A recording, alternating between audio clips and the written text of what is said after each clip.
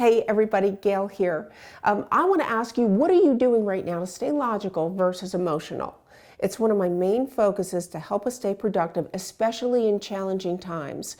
I mean, you might say to yourself, you know what, I'm going to get up and work out in the morning. The morning comes and you say to yourself, I don't feel like it. I don't want to work out. That's an emotional response. You and I both know that when you go and you work out, you end up feeling better about yourself. It's the same with these challenging times. We're sitting at home. We don't know what to do. We're stuck with ourselves, with our family. We don't know how to handle it. We start to think forward. We start to think, okay, well, what if somebody gets sick? Or what if this doesn't stop? And what if we don't get our jobs? And we start to think the worst versus what's possible. So I'm going to ask you to think really hard about what you're doing every single day to stay in the logic versus the emotion. Maybe it is working out a little bit. Maybe it's playing some games with your family, doing some reading. But what is it that you can do to stay logical versus emotional?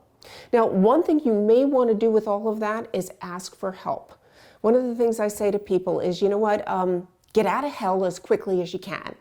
And the way that you do that is that you invite people into your world that can give you input.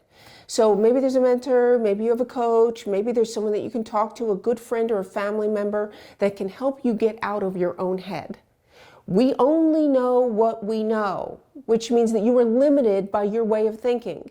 You can't step outside of what you know in your brain. And the only way to develop that is to talk to others, to do some reading, to get educated. So do what you can do to get back to the logic versus the emotion. That's what's going to keep us on track. That's what's going to keep you moving forward. I'll see you soon, everybody.